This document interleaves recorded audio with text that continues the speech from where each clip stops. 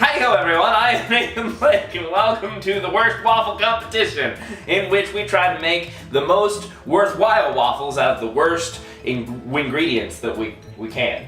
The best ingredients. The best. Okay. You meant the best, you mispronounced that. Yes, I did. So what we have here is we've lined up all of these ingredients and only one of them is actual flour, so that's one of the fun parts about this. Some of these, it's an either-or situation. So, like for instance, if you do get the flour, then the other person automatically gets the cornmeal. So then they're going to be making corn waffles. So yeah. Corn waffles, yum. Yum. I'm sure corn waffles are the best in the whole world. You'll notice some of these are terrible and some are great. So we're just gonna like Johnny waffles. Johnny waffles? Yeah, you haven't heard of Johnny cakes? Johnny cakes. I have heard of Johnny cakes. I didn't know what a Johnny waffle was though. Okay, so I've got a random number generator here on my phone, and it is going to generate a number between 1 and 16. Starting on this side and moving this direction, there are 16 items, and we both have full access to eggs, although there's only 4 eggs in the kitchen, so we're going to have to buy more eggs after this. We both have access to a blender, in case we need to blend up any of our ingredients. For instance, if someone were to get Cheerios and cornmeal, perhaps they could blend some Cheerios to solve some issues there. So most of these, we're talking about using the whole container of whatever it is. So this is some fruit gummies. You have to use the whole thing on that. The flours you use as much as you want. The sugars you use as much as you want. I don't have to use the whole thing of applesauce, do I? I'm asking now before it starts. You have to use at least half the container of applesauce. Okay, that's. Does that sound okay? Let's do it. Yeah. These 2 cans here are seltzer water, and you don't have to use the whole can, but it does have to be incorporated, I would say at least a 4th cup into whatever you're making. Okay. Okay. We also have full access to water, both of us, so as much or as little water as we want to use. What if you end up with both of these and then it's a 4th cup of both of them? Well, then you're going to have really runny, fizzy waffles. Alright, so we're going to go ahead and start. So the first one is 4 for me, and there's the 4 there, so you can see it. So it's 1, 2, 3, 4, and I get 2 bags of gluten-free instant oats for my waffle. I'm going to sit them over here, and then you'll put yours over there whenever you get yours. So you want to press that circular button there. 3. So Emily just got the actual gluten-free pancake waffle mix, which means I de facto get the cornmeal. So, yeah, that's gonna make things interesting. So I'm gonna hit mine, I get 5, so 1, 2, 3, 4, 5. So I've gotten the lime sparkling water. Okay, Emily, if you'll hit yours. Okay, 6. You've got 6, so that's the applesauce. I'm liking this so far. She's getting a real waffle, I'm getting a mess. Okay, I got 14, so I think that's... I have gotten malic acid for my waffle. Nice job! I'm making a good waffle over here. Nice job! And there's that 14 on there, so if you want to hit that to see what you get now. 1. Okay, so she gets baking soda. Ooh, I'm not sure how I feel about that. She has to use 1/4 of a teaspoon of baking soda in her waffle. I'm not sure how I feel about that one. I get 16, so I've got the milk, which is helpful for me since I already have such a messed up waffle experience. Emily got 9. Maybe we can count backwards. Yeah. 14, 13, 12. It started at 16. Oh, 16, 15, 14, 13. Okay, she gets 1, so she gets brown sugar. She's making an actual waffle here. This is really unfair. Yes! You're the one who picked all these. Oh, I know. Okay, I got 3, which is fruit gummies. So what I'm making here is I'm making a dessert waffle. Mine's gonna be very sour and sweet and stuff. Okay, go ahead and hit that button again. I don't know how sweet it's gonna be. Go ahead and hit it again. So she got 5. 1, 2, 3, 4, 5. So she gets Cheerios, which is kind of unfortunate. I kind of needed those, but I'll figure it out. Okay, 7. So I have gotten peach preserves. Oh, that's gonna be great in your world. For mine. Yeah, mine's actually coming together in a weird way. Okay, I'm gonna reset this again to just 4. Dun, dun, dun. Final 4. Okay, hit that button. Okay, she gets oil. You got oil and applesauce. You did not think that through very Whew, well. that's rough for me. Okay, I get 4, which is nuts. That's good. That's really good. See, I have ideas of how this can work. Okay, you hit the button. You get 1, which means I get the other seltzer water. Good. Good. Okay. So, boom. Okay, so we're gonna go ahead and set all our ingredients back on the counter right here, where everyone can see what we got. Yours will be really good if you can pull it off. Yeah. It's a real challenge. And this was, and you can attest to this. I don't think I actually said it at the first of the video, but we also have access to the skillet if we need to skillet any of our ingredients before we cook them into our waffle. I can attest to that. I did say that before we started the video. Microwave. Do we have access to the microwave? To explain that. I guess so. Yeah. Yeah, we have access in general to the kitchen, except for ingredients. Ingredients we only get what we got. What we got. So, all right. What you got, and how much milk are you gonna use? Oh, this is really bad. I can use water though. On the malic acid, I have to use whatever the serving size was on here, which was 1 tablespoon. Dang, that's a lot. Malic acid is pretty much the most sour thing in existence. They extract it specifically from apples and things like that. It is the sourness of fruit condensed down into a powder form. It's a little more sour than the dust that they dust the outside of a warhead with. So enjoy this montage.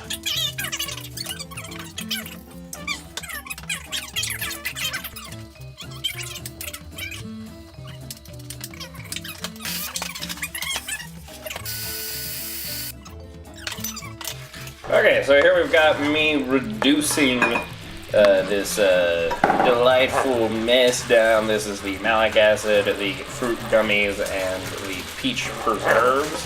Hoping to reduce this down a little bit and then use it to caramelize the pecans and some of the oats. Are we supposed?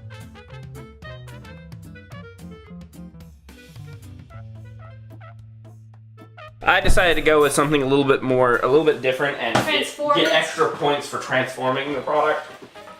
I don't think that's the way it works. I'm the judge. That seems unfair. I don't really think this is a real true competition. I think this is just we're eating these things and going, ah, that was good, and ugh, that was disgusting. Okay.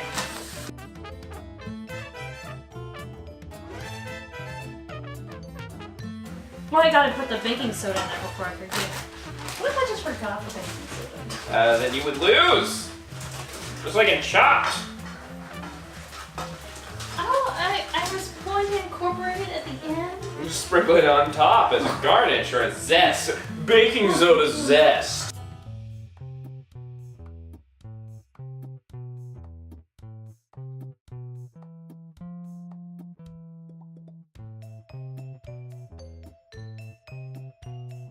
It is not done.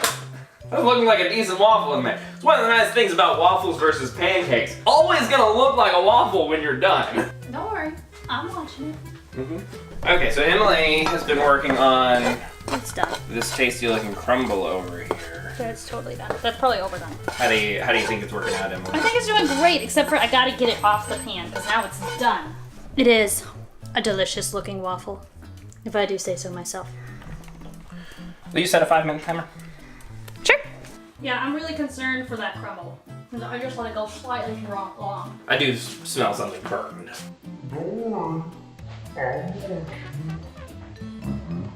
I'm just really sad about the crumble. I just overcooked it. Right off, we'll notice that mine I didn't put enough batter in, and so they're little small, but they'll be all right. They're dense. I can feel that they're dense. So that's a downside for a waffle for sure. But let's go ahead and unplug that. Okay, so we both got our waffles done. She's got her crumble on hers. I'm gonna go ahead and apply the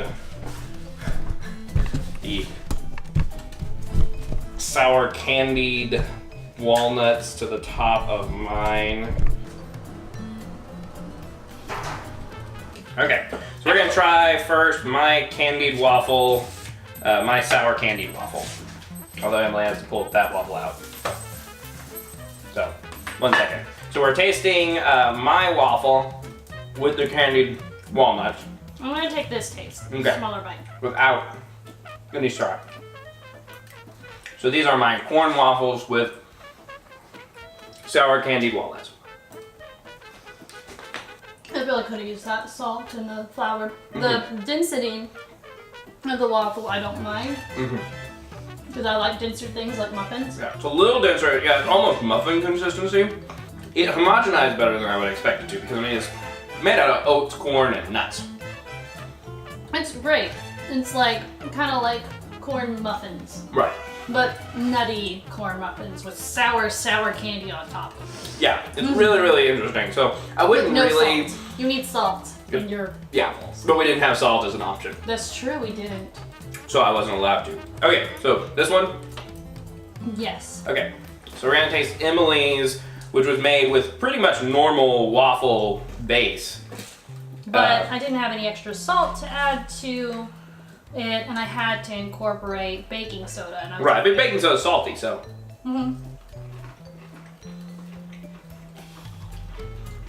A little overdone on the crumble. Yeah, what is your crumble exactly? It's.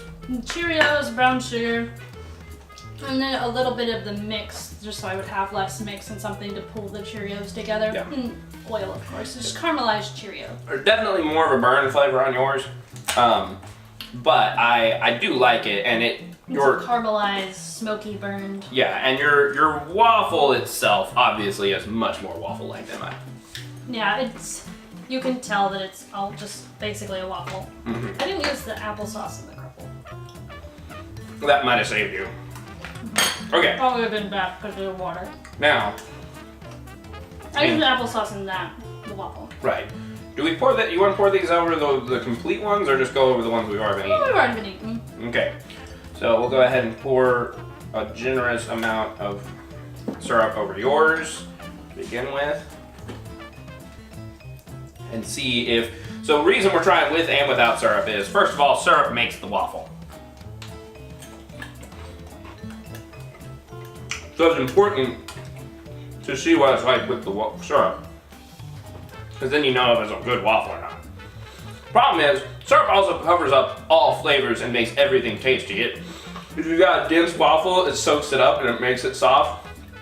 If you have an underdone waffle, it makes everything soggy and you don't notice that it's underdone. If your waffle doesn't have enough flavor, it's now covered in syrup. Sugar? Yeah. Like, I'm really nervous what it's gonna do with my candy.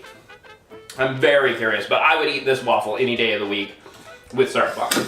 Without syrup, it's fine, but like with It would have been syrup. better if the crumble hadn't been burned. Yeah. If the crumble hadn't been burned, it would have been a really good Right, it would have been an amazing dessert waffle. dessert waffle. Or an amazing breakfast waffle.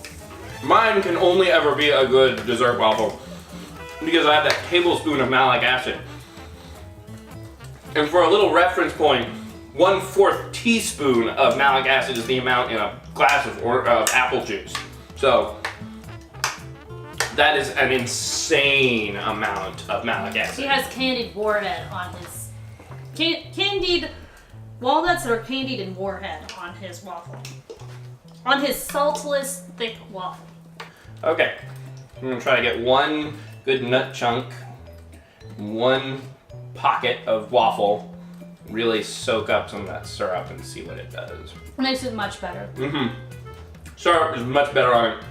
Now, it's still like eating warheads on top of a waffle, but it's a little liking less it. so. Yeah. Yeah.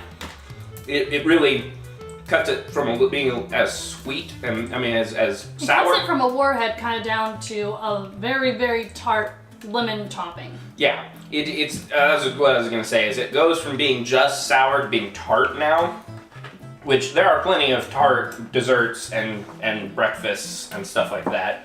See also a tart. You did an excellent job. Thank you.